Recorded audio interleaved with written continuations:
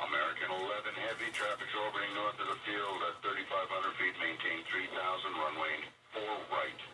Cleared for takeoff.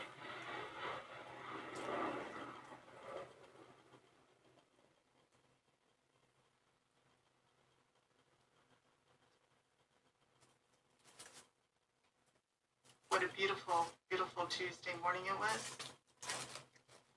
The sky was clear, it was blue, not a cloud in the sky. They call it severe clear. About 8 o'clock, American Flight 11 was fully fueled. It was bound for Los Angeles. It left Boston Logan Airport. We know it was hijacked. American 11, climbing to level 350.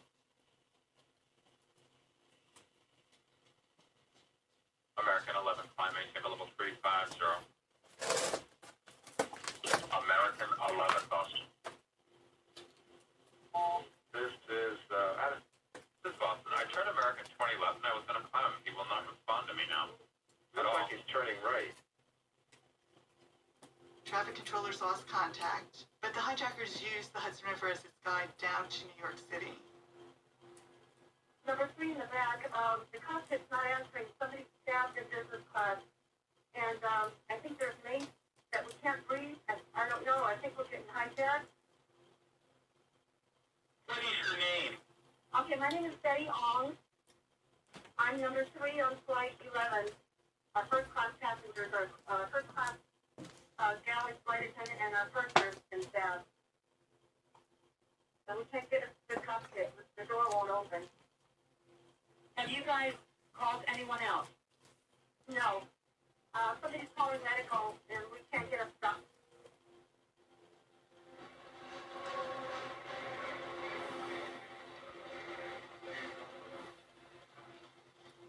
In 2001, I was working in the World Trade Center in the South Tower, Tower 2.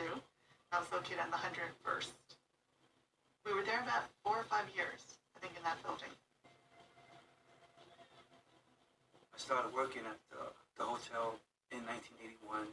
It was called Vista International, and then it became Marriott International Hotel. I was a hotel engineer, basically maintaining the whole building. In the morning of September 11th, arrived there about 6 o'clock as I usually do.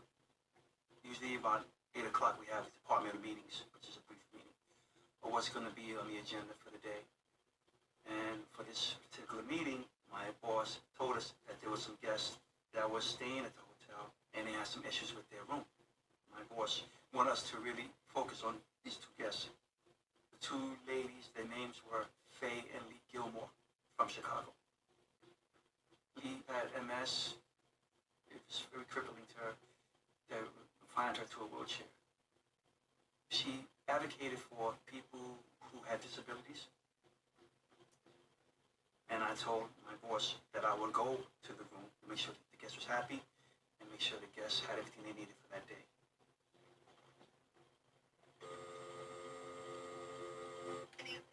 American Airlines emergency line, please state your emergency. Hey, this is Minnie, American Airlines calling. I am monitoring a call in which Flight 11, the flight attendant is advising our reps that the pilot, everyone's been stabbed. Flight 11? Yeah. We contacted air traffic control. They are going to handle this as a confirmed hijacking. So they're moving all the traffic out of this aircraft away. Okay. He turned his transponder off, so we don't have a definitive altitude for him. We're just going by, they seem to think that they have him on a primary radar, they seem to think that he is descending.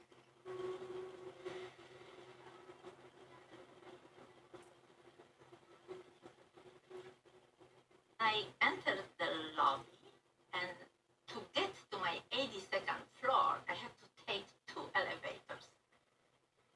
So first was the express elevator to 78th floor, and then to 82nd. And I came to my office, and I was so lucky because I had my desk just by the window on the east side of the tower.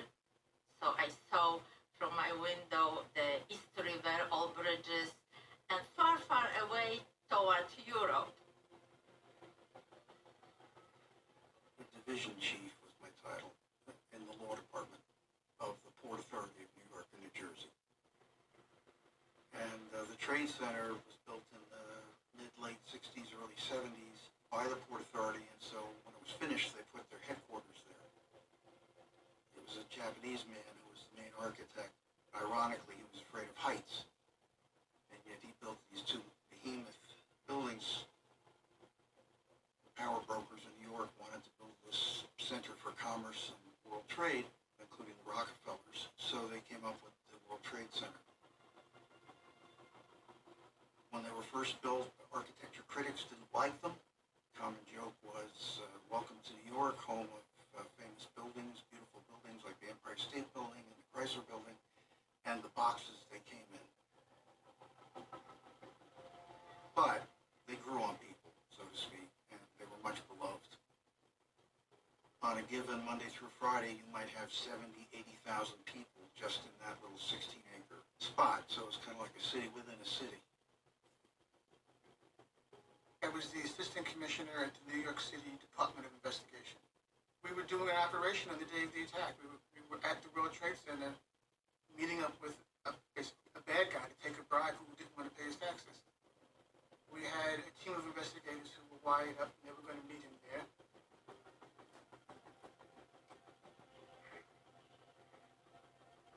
Is that American 11 trying to call? We have some planes that can stay quiet and it'll be okay. We're heading to the airport. American 11, are you trying to call? Nobody move. Everything will be okay. If you try to make any move, you'll danger yourself and the airplane. Just stay quiet. All right, Boston Center TMU. We have a problem here. We have a hijacked aircraft headed towards New York, and we need you guys to, someone to scramble to the 16th or something up the south. Is this real world or exercise? No, it's not exercise, not test. Okay, hey, hold on 1 second, okay? Yes? Hey.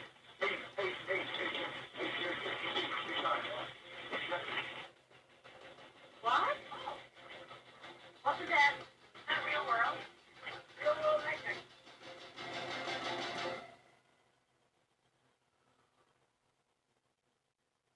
Quarter to 9. In my office, there was absolute silence. Everybody was working on their machines. And all of a sudden, the silence was broken by tremendous blast.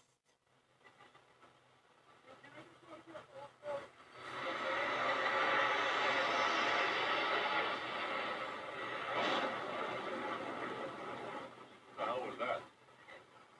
Sounded like a plane crash.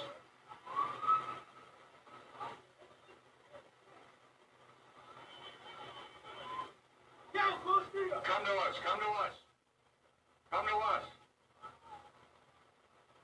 Come to us. Hey, Beth. Well, what is that? Somebody hit the World Trade Center or It's a trade center. World Trade Center.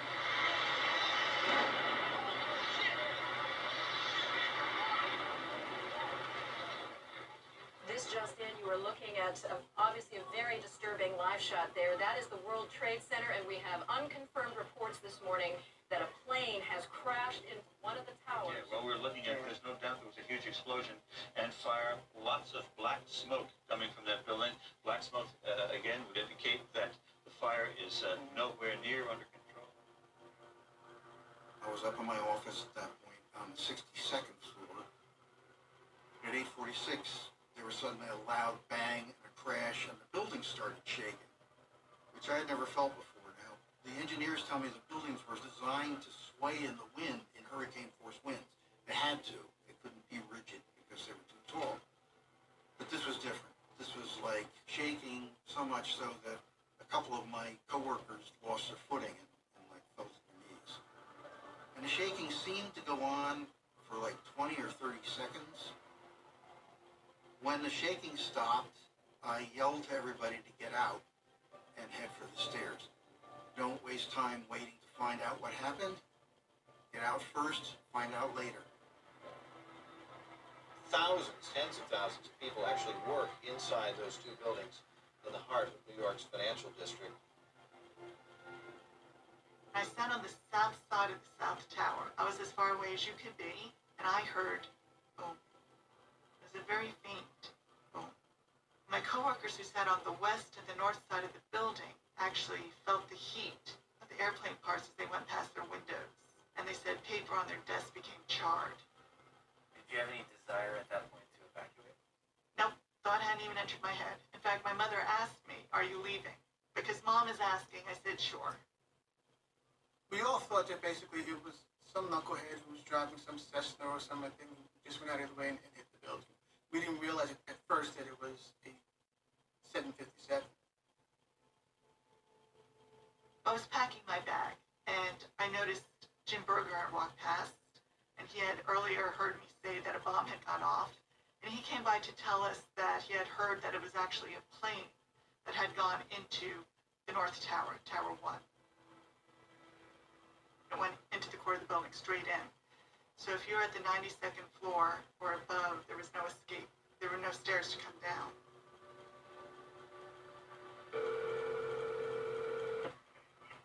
Fire Department 408, where's the fire?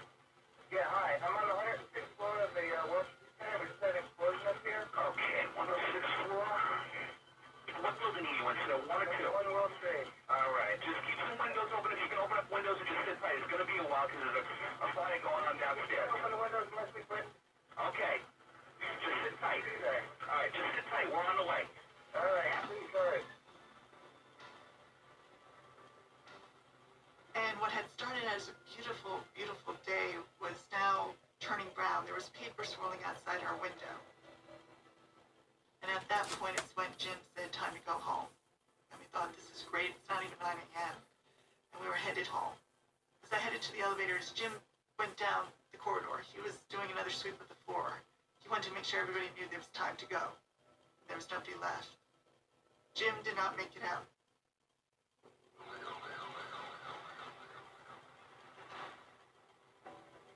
At this point, we do not have official injury updates to bring you. We are only now beginning to put together the pieces of this horrible incident. The building shook. So we didn't know what that was. Automatically, the alarms went off. And when the alarms go off, all the elevators, everything is disabled. What? We knew it was bad. We knew it was something was wrong.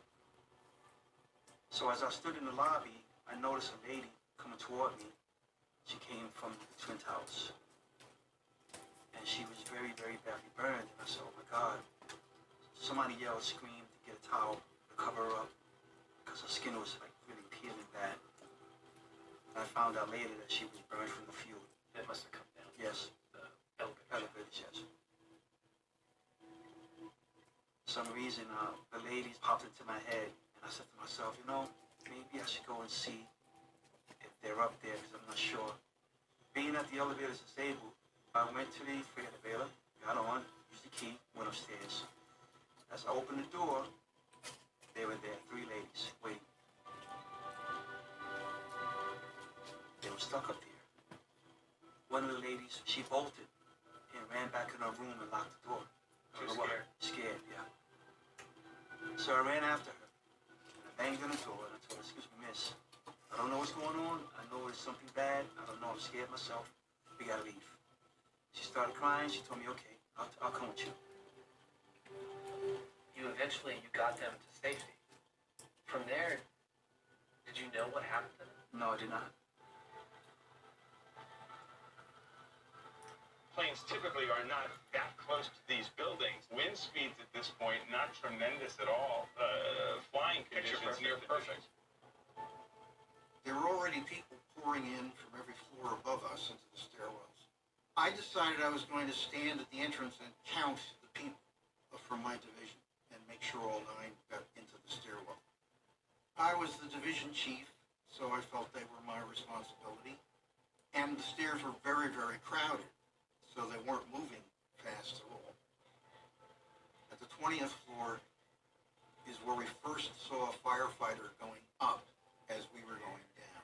So that meant the rest of the trip we had to go single file, because now Port Authority police and firefighters were coming up the other side to try and get the building evacuated. I was glad to see the firefighters.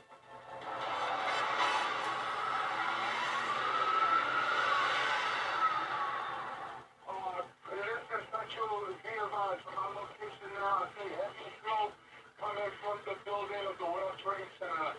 Send me just about everything that you want in that direction, Kate. The morning of September 11th, I wasn't actually supposed to be on duty. I had worked a 24-hour shift Sunday night, Monday day, September 11th being Tuesday. The captain of Engine 24, he had asked me to pick up the shift for him.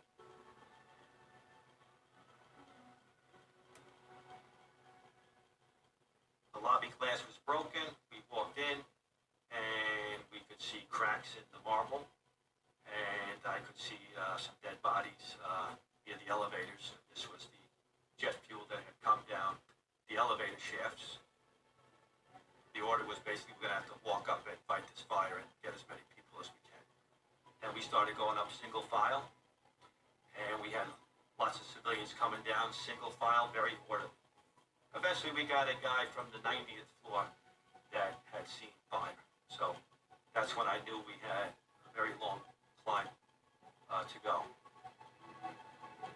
They made it very quickly down to the 78th floor sky lobby. It was packed with people. About 400. We're waiting on that lobby to catch the express elevator to the bottom. I believe I got onto one of the last elevators that made it to the lobby level. It's obviously something devastating has happened. And again, unconfirmed reports that a plane has crashed into one of the towers there. We are efforting. Hey, can you look out your window right now? Yeah. Can you see God about 4,000 feet, about 5 East Jericho right now? Looks like he's... Yeah, I can. You see God, is he descending to the building also? He's descending really quick too, yeah. Well, that's 2,500 feet now. It's top 800 feet, like on Wind 3. That's another situation.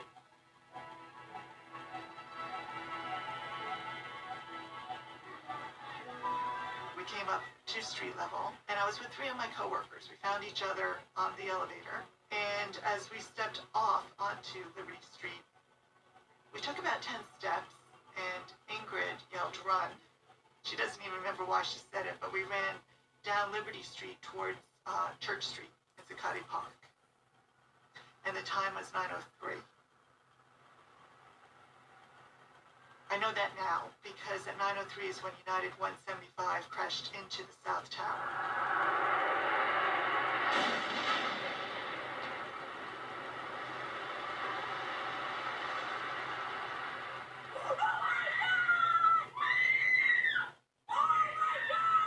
Oh my goodness. Oh, God. There's another one. Oh my goodness, there's another one. Seems to be on purpose. Another one just hit the building. Wow. Wow. Another in the real estate. The whole building just came apart. Holy smokes.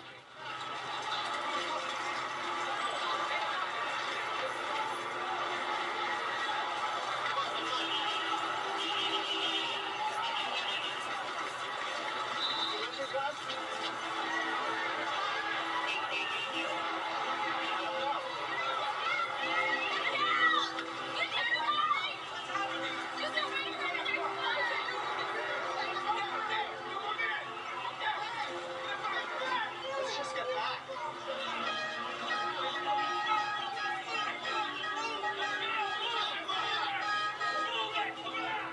Second place.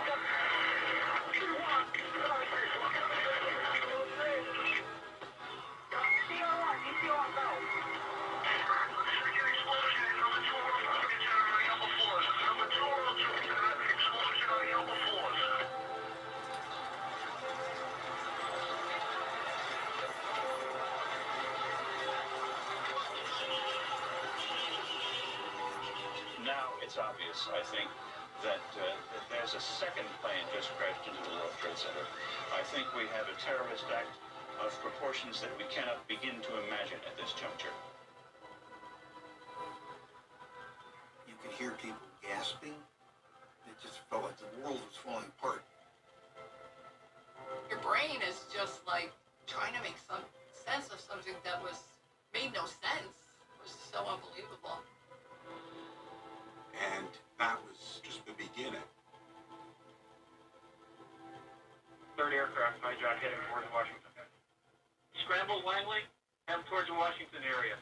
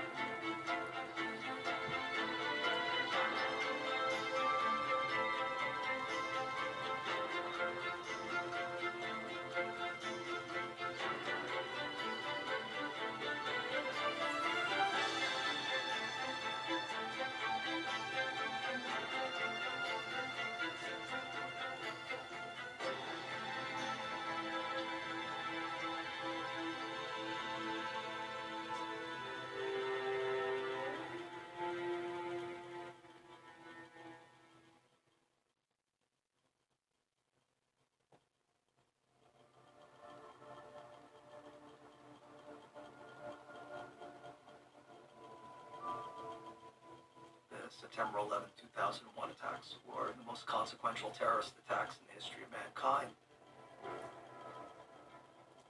It's hard, I think, to reimagine the sense of profound upheaval, dislocation, chaos, uncertainty that existed on September 11th, in the hours after the attacks. I mean, no one knew who had attacked us, why they had attacked us, or what attacks were coming next. And this led to perhaps the main question of that era, which was, why did they hate us? The attacks on the Twin Towers were just an opening salvo in a sustained day of attacks against targets representing the symbols of American power. It was an operation carried out by acolytes or followers of Osama bin Laden. Terrorism, I think, can best be defined as violence or the threat of violence designed to achieve fundamental political change. All terrorists see themselves as reluctant warriors cast on the defensive against predatory aggressors. So they feel they have no choice but to use violence. That was precisely bin Laden's conceit that terrorism could change the course of history.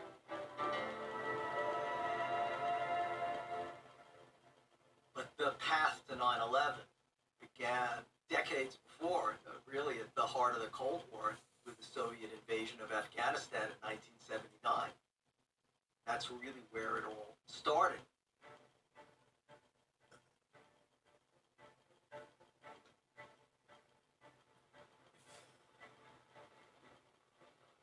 I don't think anyone fully understood that this was a remarkable turning point in history. And no one could have ever foreseen that this would become such a pivotal event that would have such an effect not only on the rest of the 20th century, but would determine the course of at least the opening decades of the 21st century as well. Soviet troops fought pitched battles in the streets of Kabul, the capital of Afghanistan today. The Soviet Union has sent tanks and helicopter gunships to help crush the Muslim rebels. I am a former CIA officer involved in the Afghan resistance against the Soviet occupation. The American people at that time would have been scrambling to get their world atlas to find out where the hell Afghanistan was. And why do we care?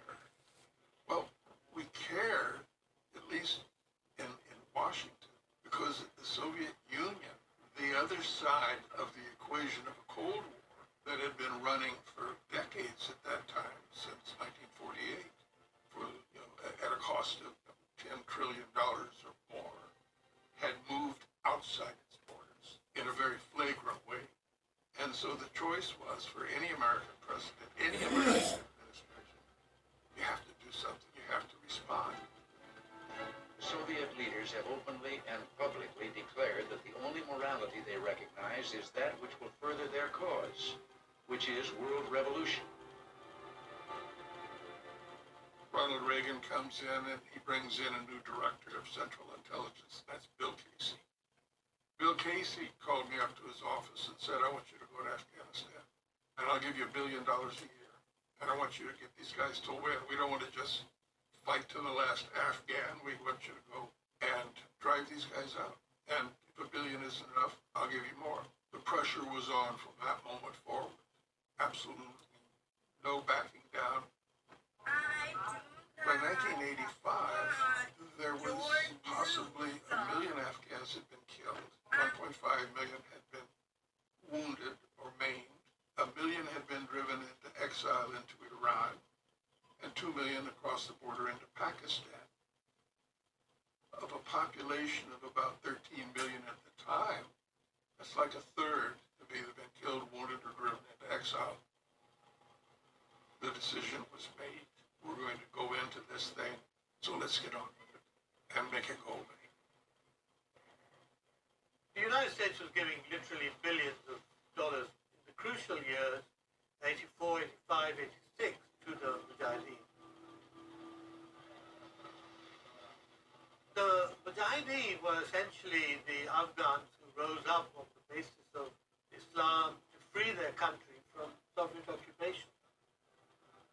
Jihad was essentially the Muslim struggle against oppression, dictatorship, authoritarianism, and non-Muslims who wanted to conquer Muslim territory. One has to imagine the challenges of delivering tens of thousands of tons of ordnance and money and other things to the Afghans in this war. On the Afghan side, we had 7 separate party leaders. They were representing both ethnic and tribal groups and separated by being fundamentalist or moderate. The 4 fundamentalists included Gulbuddin Hekmatyar, the Dark Prince, always wore a black turban, and everybody in the world, other than some of his commanders, absolutely hated him. One man in particular appears to have a reasonably strong following. His name is Gulbuddin Hekmatyar, a 33-year-old former engineering student from Kabul University. He developed a very nasty reputation. He spent time at Kabul University.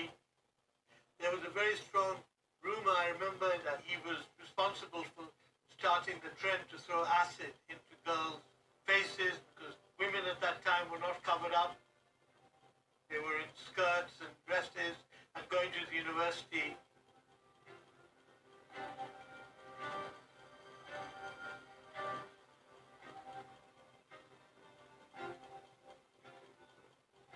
Hekmatyar sentenced me to death because I was writing against him.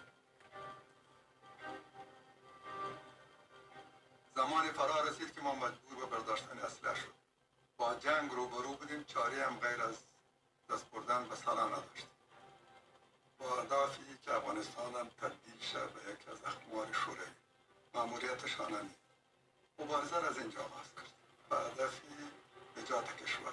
به خاطر ادای مسئولیت‌های ایمانی. انگیزه هم فقط ایمان و عقیده و دفاع از باورهایم. نیروهای شوروی آمد. حضور نیروهای شوروی را در افغانستان ایدی خطر جدی بر استقلال، آزادی و تمامیت کشور خود می‌داشت. همه دنیا احساس خطر می‌کرد. همه کشورهای منطقه احساس خطر. ایران احساس خطر می‌کرد. پاکستان احساس خطر می‌کرد. خلیج، کشورهای عربی احساس خطر می‌کرد. اروپا، غرب، امریکا احساس خطر می‌کرد. و تصورم نمی‌کردن که افغان‌ها بتوانند مقاومت کنند. ولی خلاف انتظار و تصور خود دیدن طریق مقاومت آغاز شد.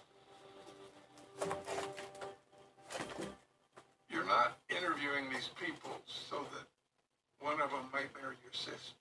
They do what was needed. You had to work through that system. Then the goods would flow to the commanders who were doing the actual fighting, including Ahmed Shah. Massoud, I gave him $250,000 a month. Pretty soon, these shipments were coming into Karachi port and moving through the system and into Afghanistan. The American effort moved from a 100-year-old design of an infield rifle up until we were having crates of AK-47s, 82-millimeter mortars, 107 and 122-millimeter rockets, free-flight rockets that everybody loves so much, recoilless rifles.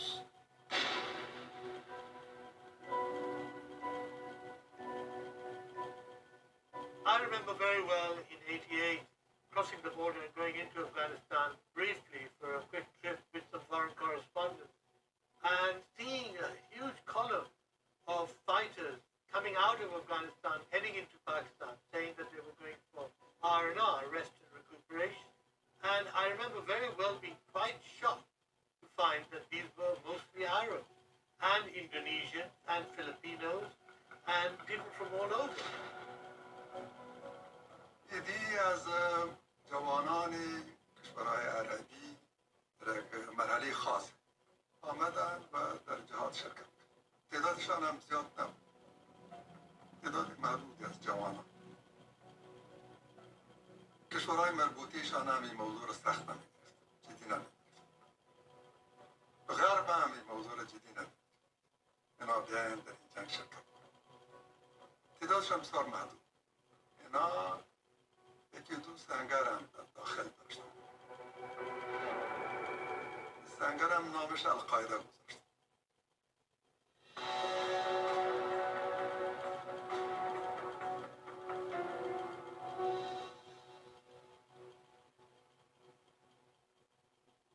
Osama bin Laden was a member of a very modern family, the bin Ladens, who were very big contractors and businessmen in Saudi Arabia.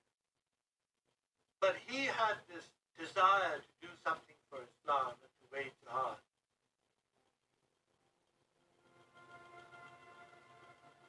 And he arrived in Peshawar with a lot of construction equipment, which is family owned, and he helped the Mujahideen build tunnels and ammunition dumps and things like that. He was venerated very, very quickly and supported by all those who were supporting the Afghan war against the Soviets. Osama bin Laden was in Afghanistan. He formed something that would be Al-Qaeda, which was just a collection of his guides. It never became a big issue for CIA or anybody else.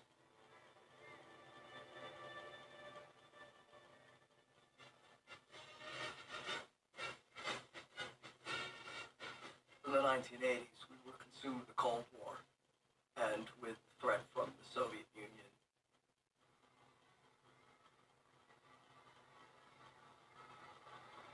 But behind the scenes, I think, very poorly understood and underappreciated, what was occurring was a fusion of politics and religion. In the mosques throughout the countryside, teachers call people to join the fight, telling them why jihad is obligatory. We fail to appreciate how these calls on Muslims from throughout the world to come fight in Afghanistan and also to give financial support to the Mujahideen, to the Holy Warriors, was really transforming the nature of terrorism. In those days, the Afghans were lobbying for the Stinger missile, and so were American politicians and CIA officials.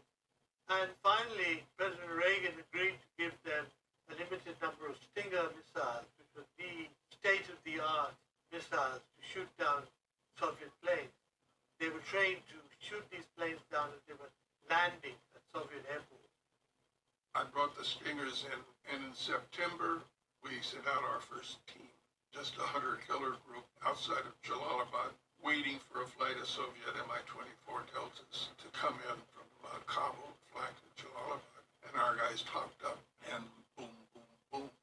The gunner fired and went just like an arc across the sky, trailing that white plume behind it, and popped the first helicopter, and then boom, boom, boom. So after that, the morale of the Afghan resistance went from patiently waiting for martyrdom to, patience my ass, let's go out, make some trouble. It worked. The Soviets never had a good day from when we got the Stinger in until they left. That was it. The war changed. The last Soviet soldier has left Afghanistan after 9 years of war, 9 years of occupation and death. At least 15,000 Soviets were killed, along with many thousands of Afghan rebels and civilians. On the tanks, the soldiers waved and smiled and shouted. They were leaving. They were relieved. I actually had gone in that morning to be on Afghan soil for when the Soviets left. It was purely symbolic. But I was there, they left, I came back, turned out my light that night, and that was my message to the KGB. A little over a kilometer away. Game over, guys. You lost. It became a kind of common assessment in the Muslim world that Muslim armies led by the brave Mujahideen had actually defeated the Soviets. شکایم سرازیر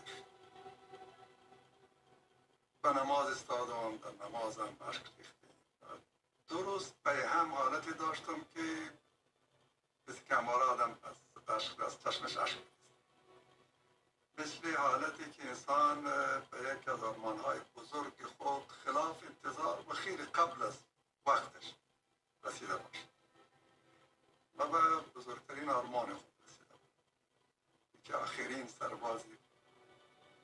اشغالگران کشور ما را ترک بکنیم. تصور نمیکردم به این زودی کار تحقیق.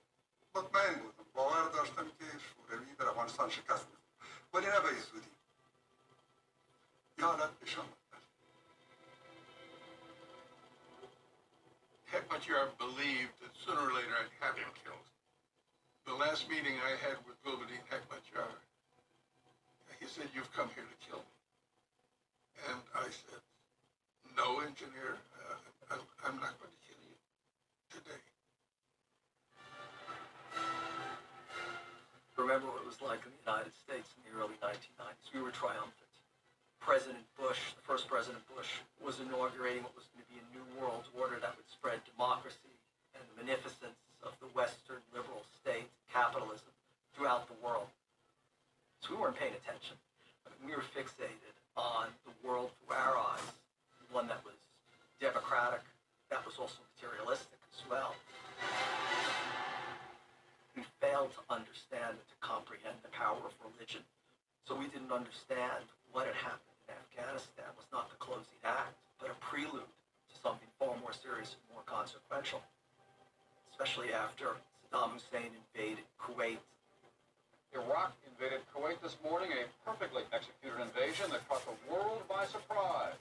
The attack coming just hours after Iraq broke off talks with Kuwait over disputed oil fields. The United States and the United Kingdom, amongst other countries, immediately responded to Saddam Hussein and Iraq's invasion of Kuwait by dispatching warships and ground forces to protect Saudi Arabia and to safeguard the rest of the Arabian Peninsula from any attempt by Iraq to expand its control over the world's oil supplies. When I came to the FBI, terrorist groups were something that I was studying. I was really interested in groups like Hamas, groups like Hezbollah, groups like PIJ, Palestinian Islamic Jihad, and this weird guy who gives all these different interviews. What are your future plans? You'll see them and hear about them in the media. That's not it. God willing. Who is he? What's his intention? And when you talk to people in the U.S. government at the time, most of them tell you, he's just a financier. He financed Islamic causes around the world. But there was something more sinister to him. Osama bin Laden had a lot of difficulties trying to explain to his followers his religious justification of fighting the United States. After all, the United States gave the Mujahideen aid, helped the Afghani people defeat the Soviet communists. When Saddam Hussein invaded Kuwait, it was a wake-up call for people like Osama bin Laden. They said, see, we told you, the United States wanted to invade Muslim lands. They wanted to invade the lands of the two holy places to steal the oil and steal the wealth of the Muslims. This solidified in Osama bin Laden's mind that the United States was no different from the Soviet Union. It was through the ruse of protecting Saudi Arabia, attempting to subjugate Muslim peoples and also to seize control of the Muslims' most precious natural resource, its oil and natural gas reserves in that region of the world. He portrayed himself as the lone man, the person deeply devoted to his religion, who was standing up against this cultural tide of homogeneity, of Western influence and dominance, and saying enough. We have our own beliefs, our own way of living, and we reject that, and you are trying to impose it on us. Therefore, we have no choice but to fight and to strike back. He decided to declare jihad on the United States. He thought that this is his opportunity to wake up the Muslim world, and they need to start thinking about defeating the other remaining superpower.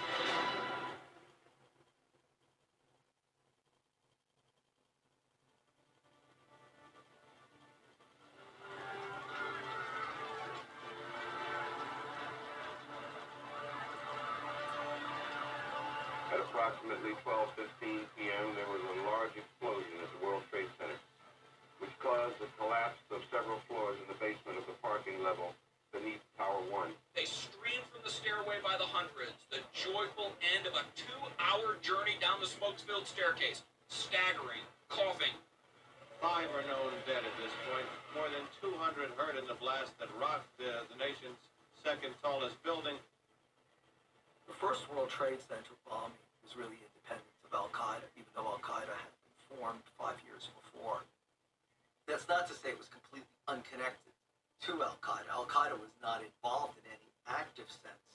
Al-Qaeda at that stage was still plotting and planning. It was an operation carried out by acolytes or followers of the blind Sheikh Abdul Rahman, who Bin Laden counted as one of his spiritual mentors as well. Omar Abdul Rahman, he was able to escape Egypt and come to the United States because people in the U.S. government believed that this guy is on our side.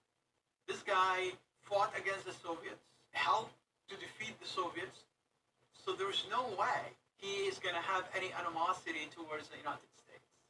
They were wrong.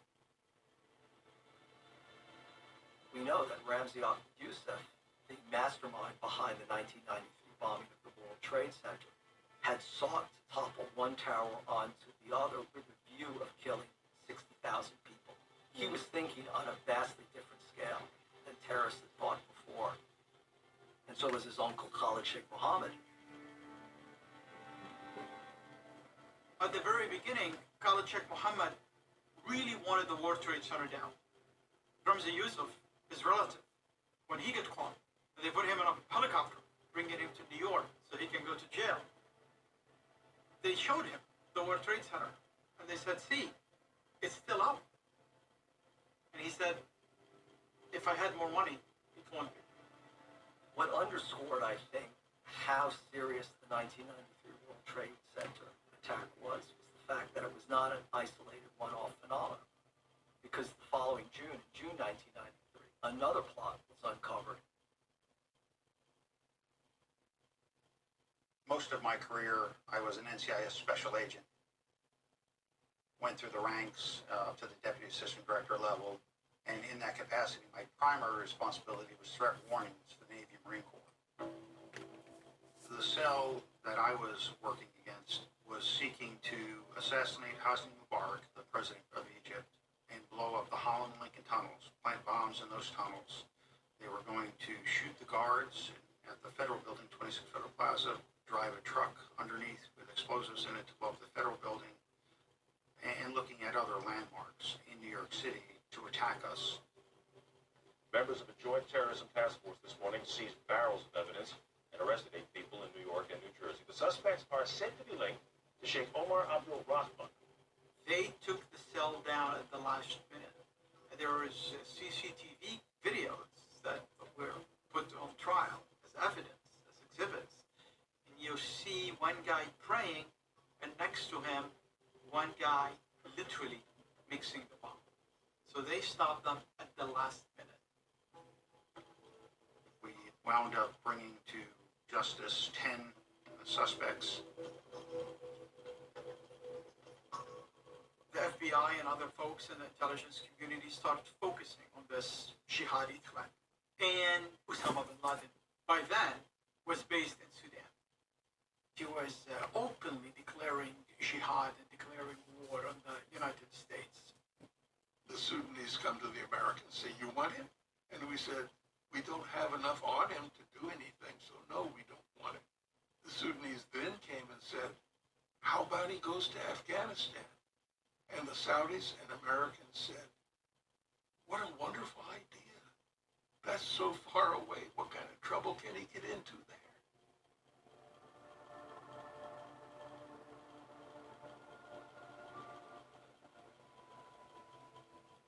After we left Afghanistan in 1989, all of those parties that we dealt with, the Seven Sisters, began jockeying for position. In effect, we walked away. There was probably no thought given to aftercare in the case of a victory, and it was a failed streak.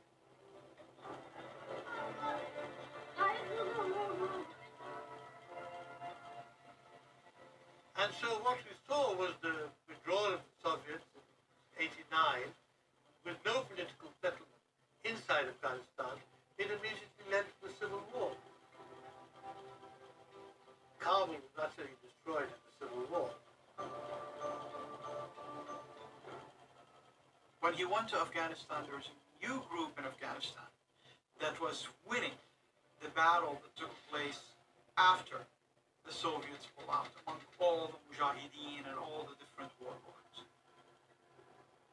That group was called the Taliban.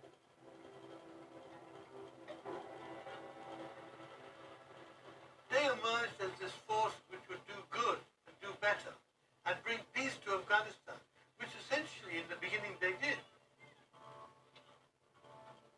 Because when they came to Kandahar, they drove out all the petty warlords. Afghanistan in the 1990s was, it's hard to describe. It was another world. It was completely, utterly destroyed. The Taliban didn't let foreigners in very often. I got lucky, I got a visa. And I drove in, I drove to the capital. All the roads are blown up, cratered. There are Soviet armored vehicles, tanks, overturned, broken, rusty, everywhere. Like all along the road to Kabul. You know, the war had ended 10 years before and nobody cleaned it up. I went to my hotel, the windows were gone, there was no running water, there was no electricity. You just didn't see women. Women were not allowed to walk unaccompanied, you know, either by their husband or a male member of their family, alone. So occasionally you would see a woman, and if she were outside, she had a head-to-toe burqa on, so you couldn't see her face. And girls were banned from going to school. The Taliban were kind of the meanest, toughest guys in town. They had brought the Civil War to an end, but they had imposed this kind of draconian, medieval kind of peace on the society.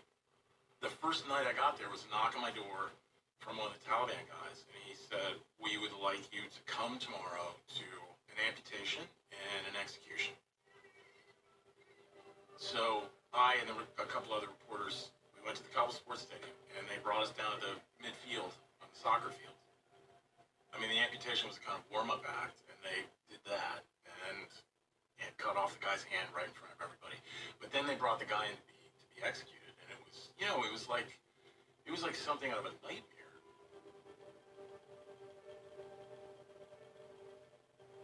He was blindfolded. They set him on midfield. He apparently had murdered someone in an irrigation dispute. The family of the victim was there.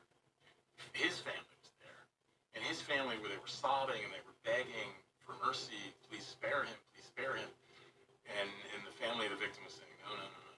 And the Taliban handed a rifle to the brother of the victim. And he walked out to midfield. And all the while, they're reading the Quran into a loudspeaker. The brother takes the rifle and shoots the guy. I mean, he kind of falls over. They cart him off, and that was it. And that's what it was like there.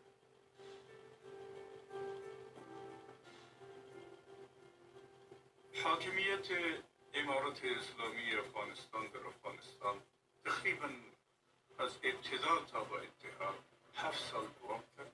بعضا خاطره های خوبی را مردم افغانستان از میزان. من خودم شخصا خاطره امنیت را در ذهن دارم. در سرتاسر افغانستان امنیت حاکم بود. ولیکن قطعا یک افغان هم توانمندی را نداشت که یک آدم دیگری را بکشد به خاطر دشمنی‌های شخصی خود. Muslim extremists known as the Taliban militia have not only trampled on women's rights and banned most modern pleasures. Since taking over most of Afghanistan, they have made it a haven for some of the world's most dangerous terrorists.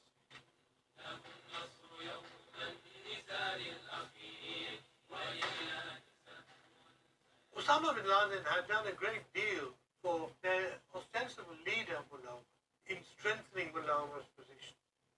Now, what of course, Mullah Omar had made him promise to do was not to launch any attack on the Americans from Afghan soil. It was well known that Osama would not be sitting idly by doing nothing.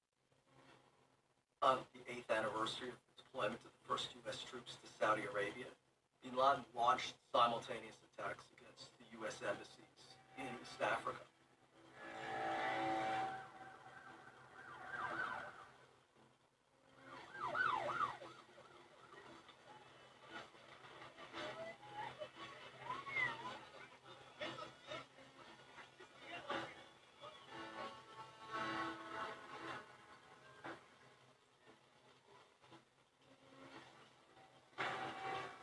fact that they were simultaneous attacks just ratcheted up that threat that terrorists could strike at more than one place at one time. These acts of terrorist violence are abhorrent, they are inhuman. We will use all the means at our disposal to bring those responsible to justice, no matter what or how long it takes.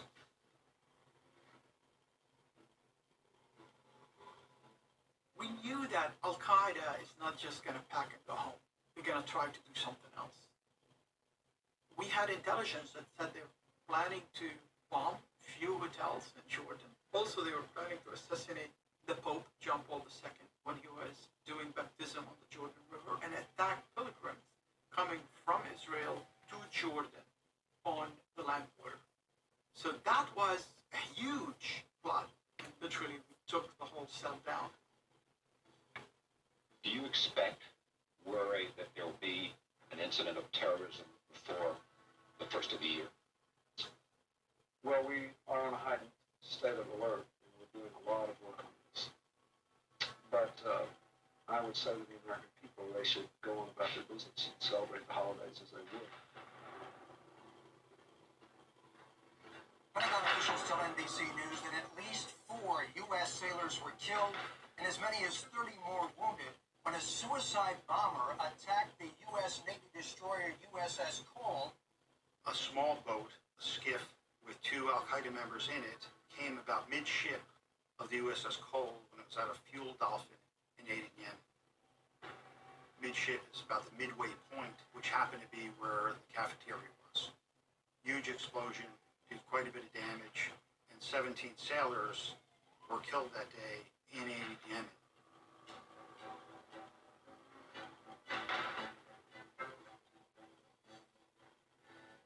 The system was already blinking red that summer with threat warnings.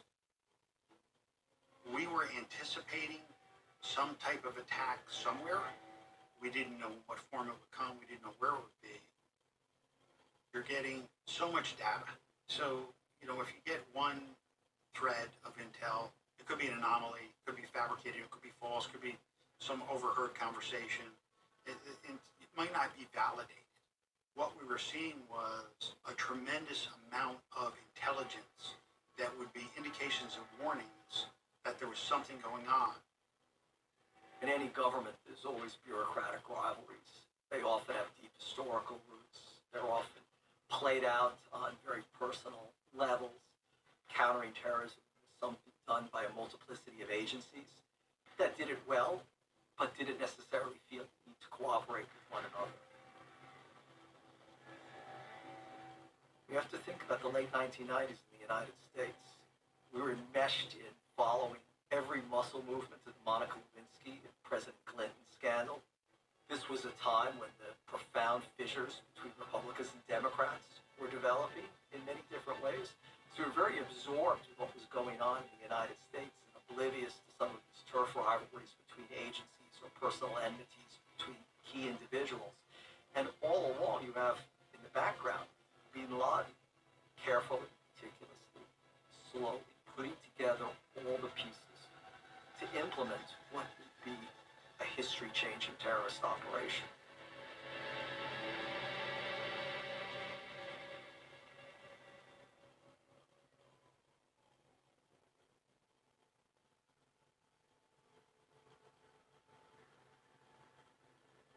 We have several situations going on here. It's escalating big time.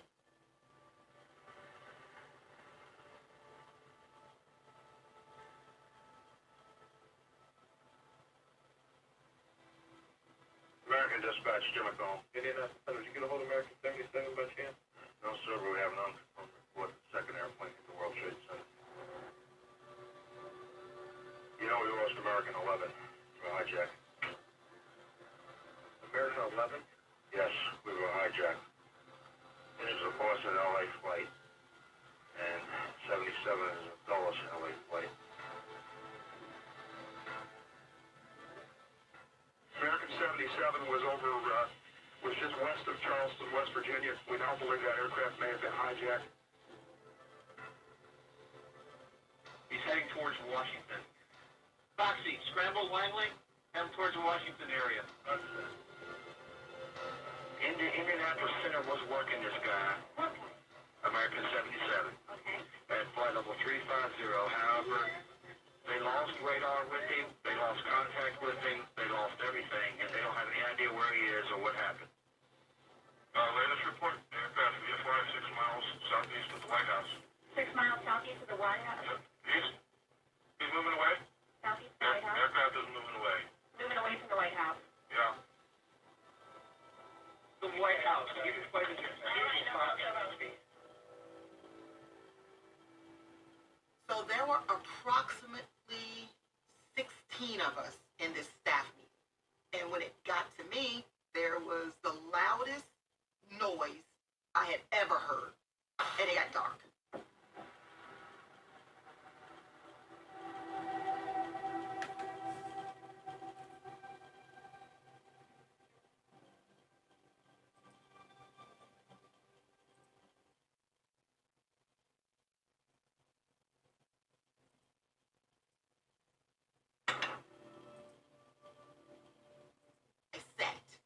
I sat on the right-hand side of the table. Oh my goodness. Oh my goodness. We're looking at a live picture from Washington, and there is smoke pouring out of the Pentagon. So at that point, my mind took over and said, I need to get out of this building. The fire just erupted as far away as we've seen now from the center where the crash occurred. I started to crawl. As I crawled out of the door, someone grabbed the back of my pants. And I said, who is it? And she said, it's Lois. I said, come on, Lois, I got you. Stay with me, I got you. Not knowing there were people behind Lois. So as I crawled through the Pentagon, there were cubicles. And so I'd crawl under a cubicle, and I'd say, we have to back up. And as we crawled, she stopped and she said, I can't go any further. And I'm like, Lois, you have to. I have to get you out of this building. Sorry.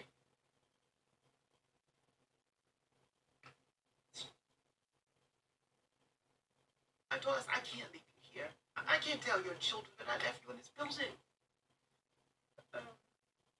So she said, I can't go any further. She said her nylons were sticking to her legs because the floor was so hot. And so I told her, just get on my back, I'll carry you. At that point, I just wanted to give up. But I knew I couldn't because I had these people with me. And I just thought, God, please, you gotta get us out of here. And the only thing that's going through my mind is I brought these people here, we're gonna die.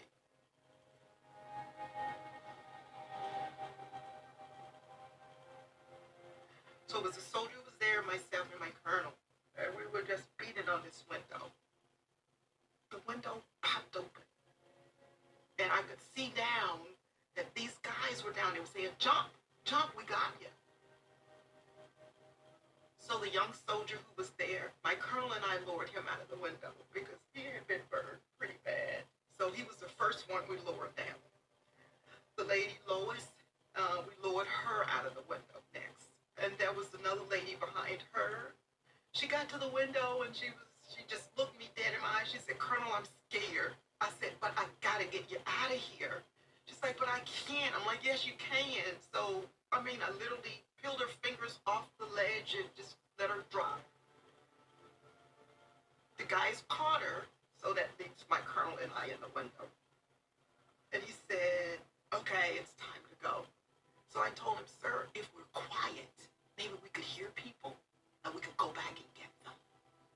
So he and I sat in that window and it was just as quiet. You couldn't hear anything.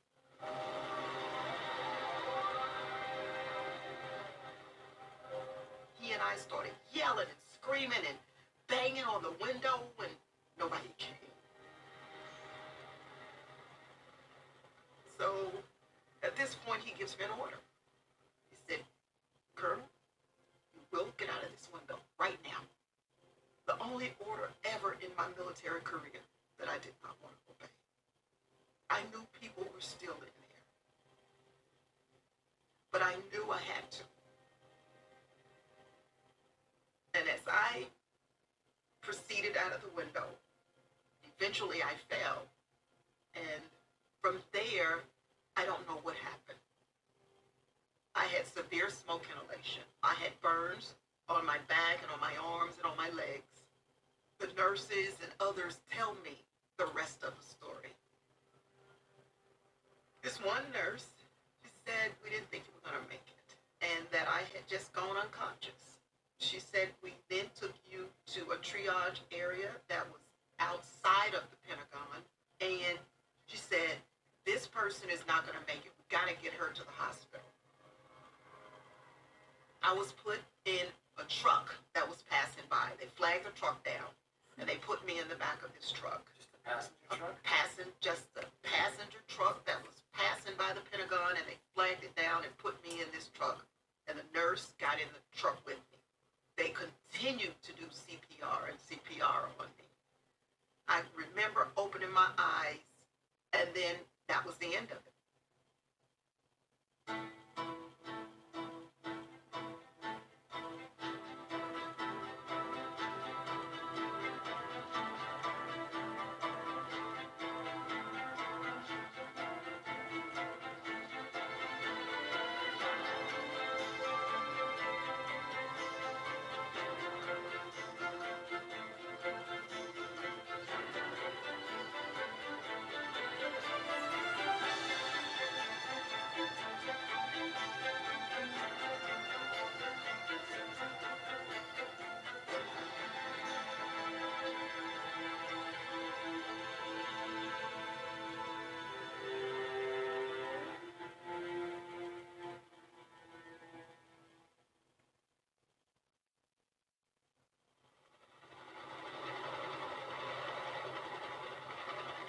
Still have conflicting reports over what size plane hit. We heard one eyewitness tell us that it was a small plane that he seemed to see as he was coming across the 14th Street. United 93, that traffic 3 is 1 o'clock, 12 miles east on 370. Negative contact, we're looking at United 93.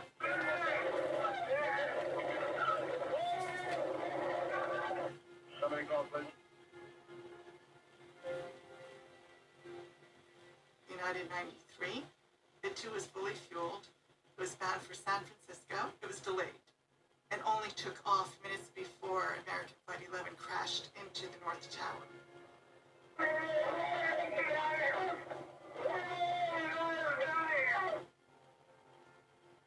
You got United 93? United 93. Yeah. Descended. What's that? I just saying, it looked like he descended there. United 93, verify 350. United 93, Cleveland. United 93, Cleveland, if you're here to center right now. The pilot hijackers had actually transmitted audio communications, and we think they believed that they were transmitting those communications back to the cabin of the airline, but they actually were transmitting them to air traffic control. Hey, how you doing right here? They got some pieces down. Put them in, you see? You have a ball for us. So,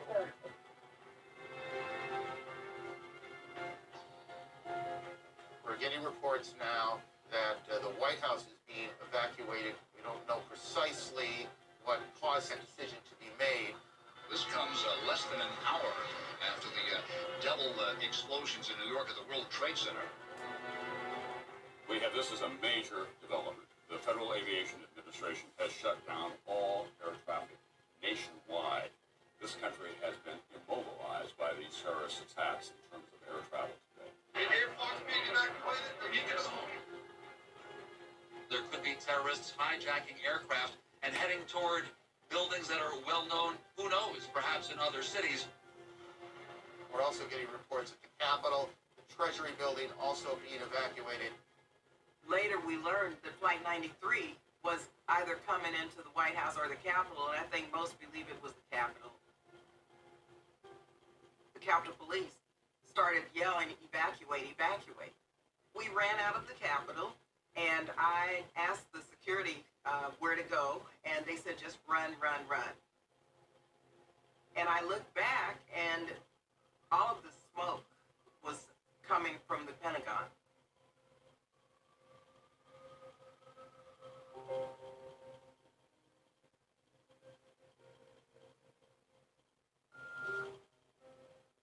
Are you there?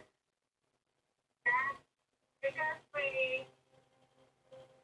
Okay, well, I just wanted to tell you I love you. I'm having a little problem with the plane. I want to tell you I love you. Please tell my children that I love them very much. And I'm so sorry, babe. I hope to be able to see your face again, babe. On Flight 93, the passengers who were able to make phone calls to their loved ones on the ground learned what had happened on some of the other flights. And a brave group of those passengers made the decision to storm the cockpit. And that plane went down in Somerset County, Pennsylvania, near Shanksville, killing all 40 on board. United 93, have you got information on that yet? Yeah, he's down. He's down? Yes. When did he land? Because we He, have confirmation. he did not land. Oh, he's down? Yes, somewhere up northeast of Camp David. Northeast of Camp David. That's the last report. They don't know exactly where.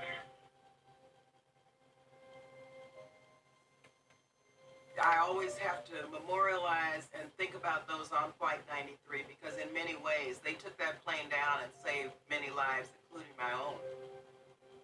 On Flight 93 was Wanda Green, who was the cousin of my chief of staff, Sandre Swanson. And so this hit personally because Wanda was one of the flight attendants who took over and made sure that that plane did not come into the Capitol.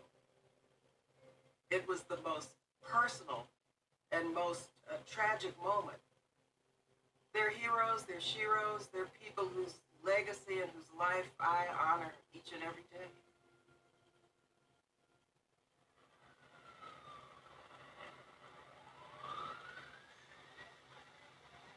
So the pieces of this story continue to come together.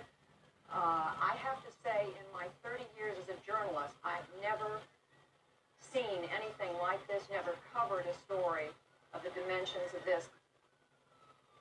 Here's what we know. Just before 9 Eastern time this morning, a plane crashed into one of the twin towers of the World Trade Center. A few minutes later, a second plane crashed into the other tower. Both skyscrapers are on fire.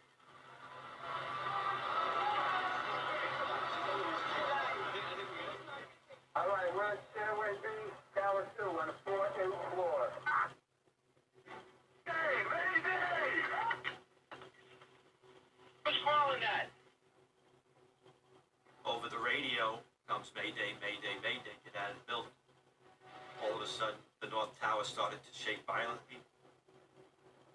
Suddenly a loud roar where we were was shaking. It sounded like rolling thunder times 20. It was just a weird, horrible, scary sound. I remember the ceiling tiles falling that were above us.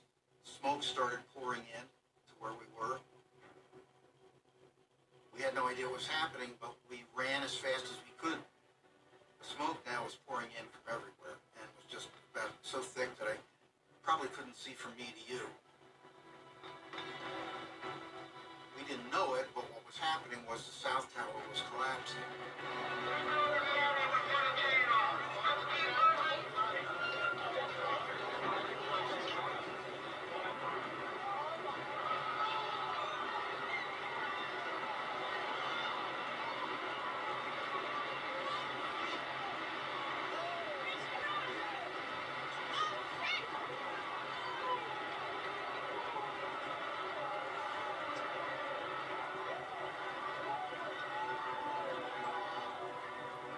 There has just been a huge explosion. We can see a billowing smoke rising, and I'll tell you that I can't see that second tower. I hope I live. I hope I live. It's coming down on me. Here it comes. I'm getting behind the car.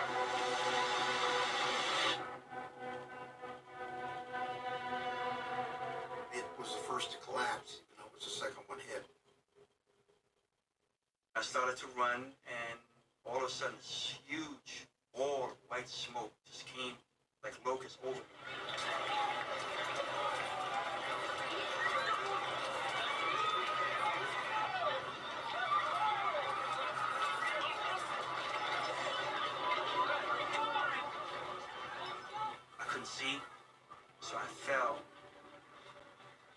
I just laid there. So I couldn't hear nothing, I couldn't see nothing. And I remember people running up Liberty Street. Liberty Street turns into Maiden Lane, which is where our offices were. And they're running up Liberty Street. And this mud crowd was chasing them up the street. It looked like it had a mouth. And the crowd just engulfed them, like it swallowed them.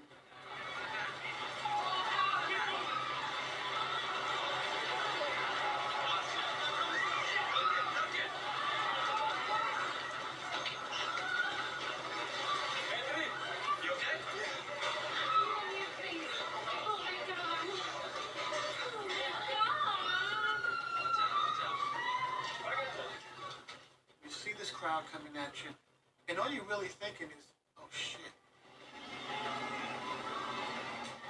I step back, and as I step back to the doorway of the office, the crowd hits the building and the whole building shakes. You can hear glass breaking.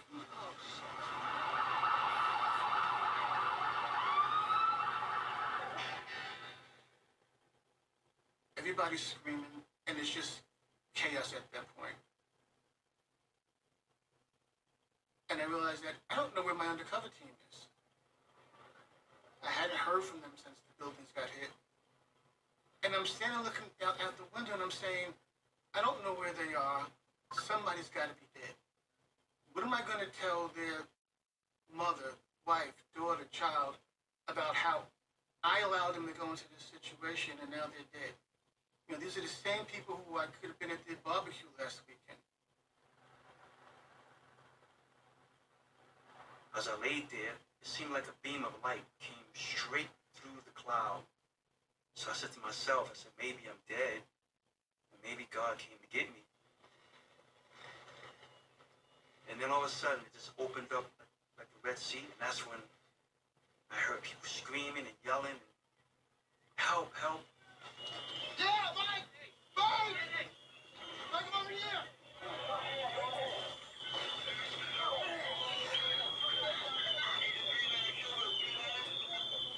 I finally cleared my face. I was dazed.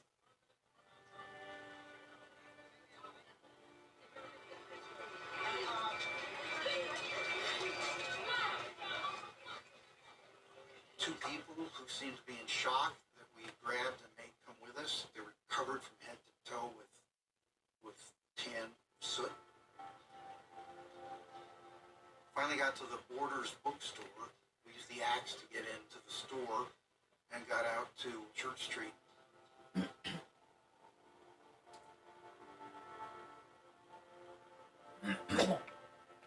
I could see the sky. Turned around to look and did not see the South Tower. And for the first time, I started to realize what must have happened just 15 minutes or 10 minutes earlier. I knew that people were lost. I was praying that the 9 people in my care were not lost. My tower was still standing, the North Tower, with a giant multi-story hole with hot flames and smoke pouring out. I heard the mayday to get out of the building. So I knew that inside the tower was a place of danger. I didn't know what that danger was, but I knew we had to get out, and I knew no one was answering the radio anymore. And at the 19th floor, we got stopped by a firefighter who came out of the hallway and said, I have a bunch of civilians down at the end of the hall. He says, they're not leaving. I need help getting them to leave. All right, Tommy, listen carefully. I'm sending 11 users down to Airline 40. You're going to have to get them down to the elevator. There's about 10, 15 people coming down here. Okay. 10 civilians coming down. Some guys were doing some extraordinarily unselfish things, saying, I'm going to stay behind and make sure everyone starts to get out themselves. I took an oath, and I believe in my oath. My oath is to help people, even if it's going to cost me my own life. was quite new to all of us. There was no playbook. We went into the hallway, and at this point, all the lights were now out, but the emergency lighting was working, so you had some visibility. Saw this large man on the floor. I told the officers, just grab his legs, we'll grab his arms, and we'll just drag him. And that's what we did. We dragged him down the 3 flights of stairs and got into the lobby. When we got there, some of them said to hold up, there was people jumping.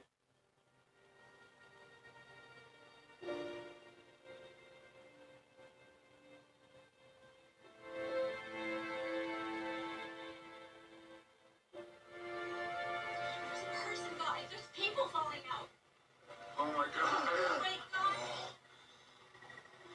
Oh.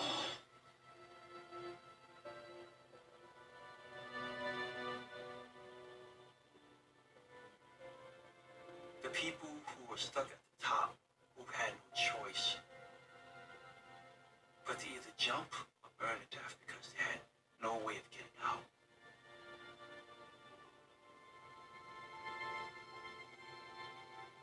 That bothers me. That sticks to me like you have no idea.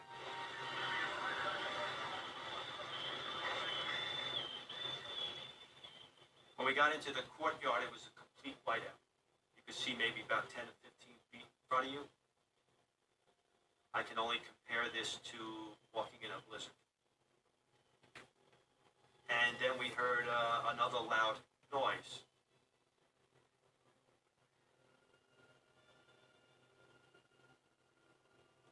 The roar was so loud that my first interpretation was that it was another plane coming. I ran about 2 steps, and then it went pitch black and just engulfed in thick black smoke.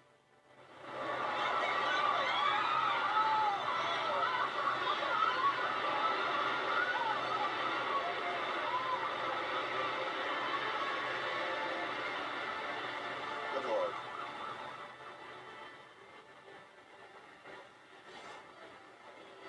There are no words.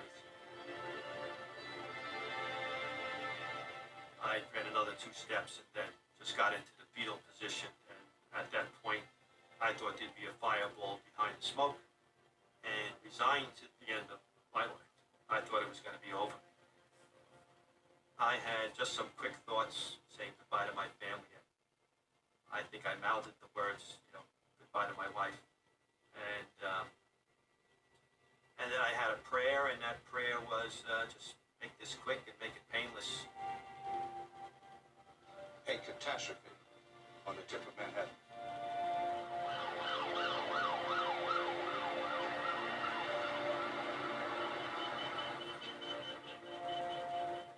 And then it became find a phone, gotta find a phone. I finally found a phone that worked in an abandoned subway station at Canal Street and got a hold of my wife. I remember breaking down. And I think the same was true on the other end. And so we probably didn't say anything to each other for quite a while. It was just until we were connected again. It was just very important.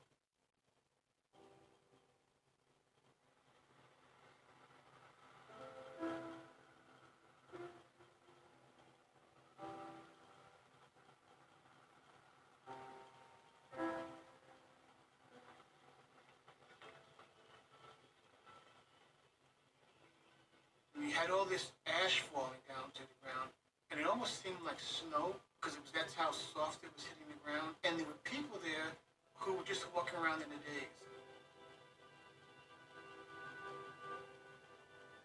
If I had to compare them to anything that's happening now, it's like that TV show, The Walking Dead. Because I would walk up to people and ask them who they were and where they're going, and most of them couldn't tell me.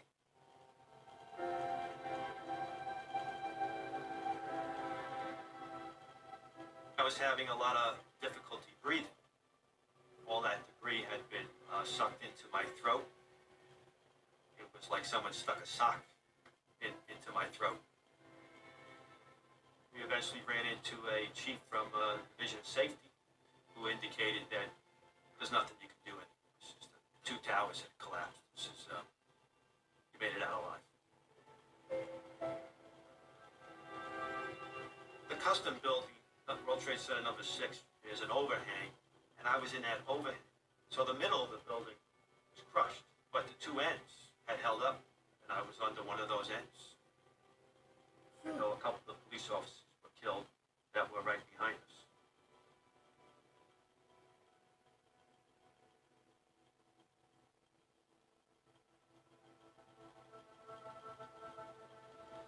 The scope of this disaster is impossible to comprehend.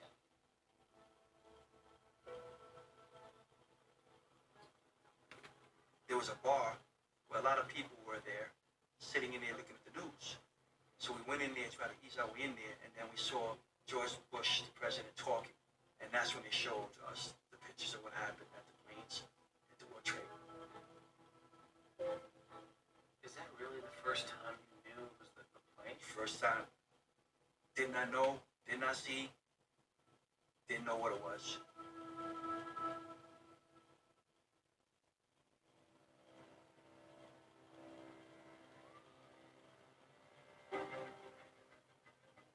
We went to go over to the Emma E. Booker Elementary School, where the president was going to meet with some second graders and read a book with them and then give a speech about leaving no child behind in education. I'm standing at the door to the classroom where the president and the principal would go, and I'm standing with the president and the principal of the school when Deb Lauer, who was a Navy captain and the director of the White House Situation Room and the acting National Security Advisor Tripp, came up to the president and said, "Sir, it appears a small twin-engine prop plane crashed into one of the towers at the World Trade Center in New York City." The president, the principal, and I all had exactly the same reaction. "Oh, what a horrible accident. The pilot must have had a heart attack or something." After that, the principal of the school then opened the door of the classroom, and she and the president walked into the classroom. And that was only a nanosecond, because Captain Lauer then came back up to me and said, "Oh my God, another plane hit the other tower at the World Trade Center." I really did think about what I was going to say. I then opened the door of the classroom. I stepped into the classroom. As the students were reaching down under their desks to pick up their books, is when I walked forward and walked up to the president. He did not see me coming. I leaned over and I whispered into his right ear, "A second plane hit the second tower. America is under attack."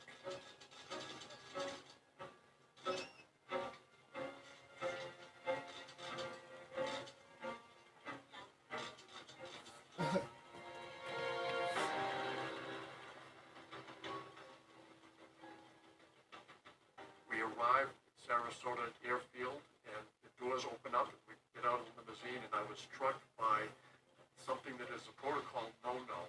The engines for Air Force One were already turned on. The protocol normally is you don't start the engines until the president is safely on the plane. The plane started rolling down the runway even before the door was shut and the president had taken his seat.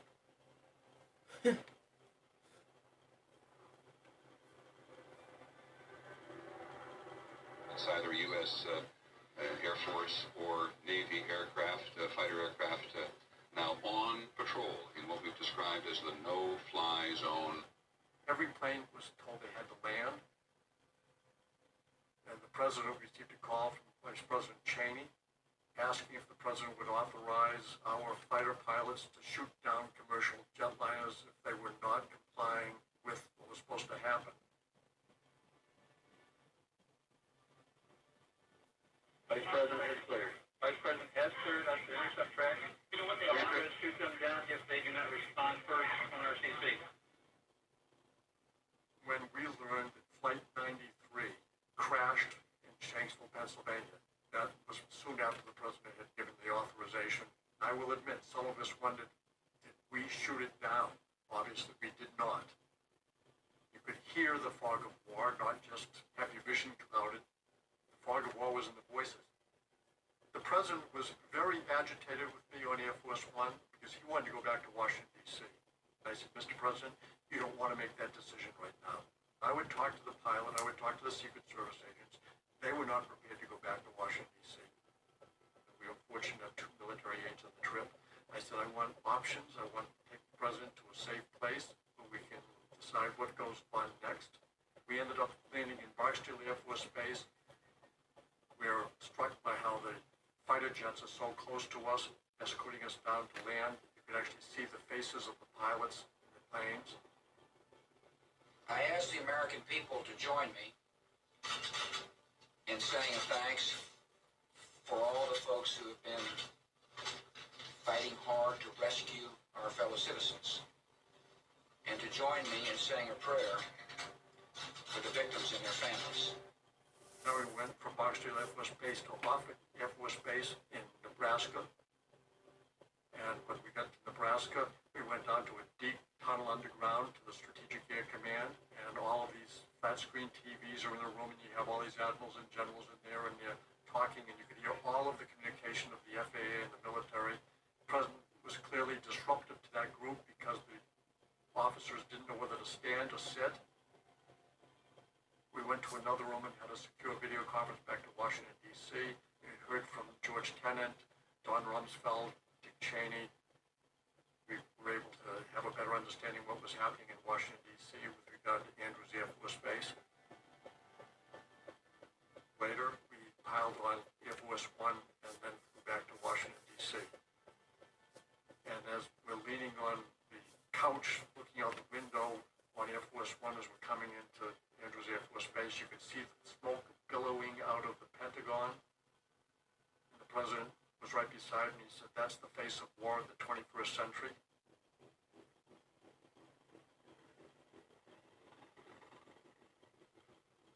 I really felt an urgency to be at my post when the Commander-in-Chief returned that evening.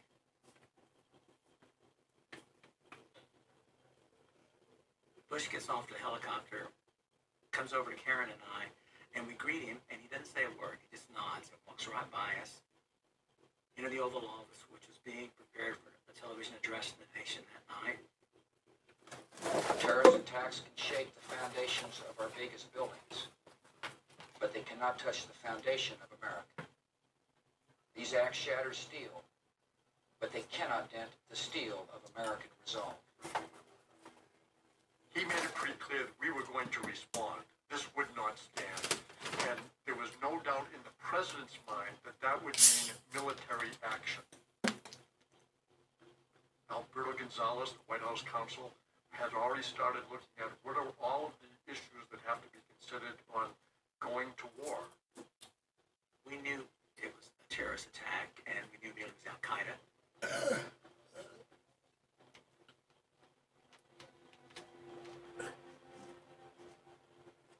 In the National Security Council meetings, I would get to sit in as White House counsel in every National Security Council meeting, and there was chatter about Al-Qaeda interested in doing something spectacular.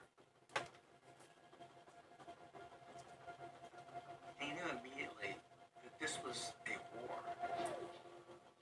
This was not going to be a law enforcement matter. We weren't just going to use the police, the FBI, to respond to this, to investigate this. We were going to use our military. We were going to use, of course, the FBI and law enforcement. We were going to pull all levers of power. We were going to exercise our economic might.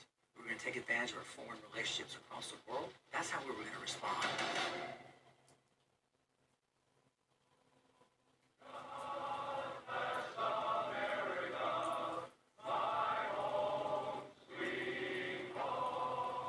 We all went to the Capitol steps, stood together, and sang "God Bless America." And, you know, people felt this sense of unity and wanted to be there. The mood in the country was fear, sorrow, grief, and anger. And it was a moment where there were so many complex emotions coming together at once. You know, a roller coaster ride in many respects. Of course, the families and communities that lost loved ones, the mourning and the grieving was great. And the fear, not knowing what was next, was very pronounced. I know at the Capitol we weren't sure what was going on and what came next. And so that fear was there with everyone. Then the anger, not knowing who or what, but angry. Everyone was angry, myself included, about whoever did this. They deserved to come to justice. We were mourning, we were grieving, we were angry, we were in a lot of pain.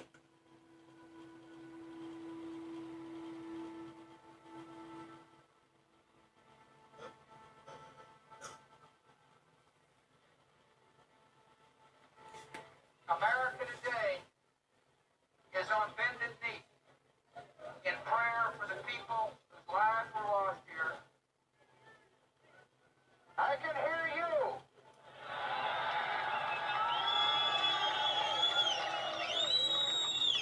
I can hear you. The rest of the world hears you. And the people who knock these buildings down will hear all of us soon.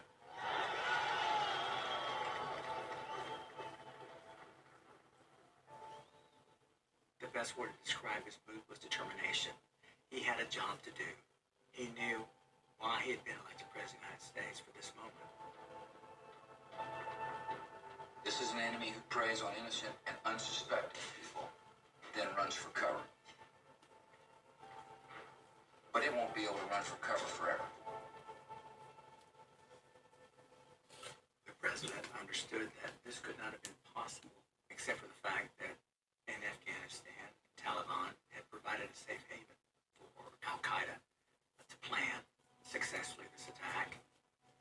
And the president made the decision very quickly that not only would we go after those responsible for the attacks, but we would also go after those who harbored and helped plan, gave people an opportunity to carry out these attacks.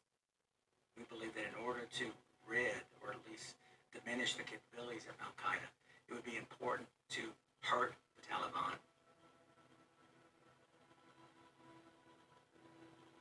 In many respects, what I was hearing was revenge. It was anger and revenge. Revenge? I want to get even? They know who's behind all this. They know what country is supporting all these people. They need to clean their clock. I mean, into the Stone Age. This is ridiculous. I think we should borrow the back. I really do. The enemy's got to be eradicated. And you cannot talk with the enemy. They can't push us around like this. We're the #1 nation. Let's do something about it. We want to respond. Don't attack America like this and get away with it. Not only those who harbor terrorists, but those who in any way, any aid or comfort whatsoever, will now face the wrath of our country. You think this is the start of a serious war against terrorism? I believe it is. And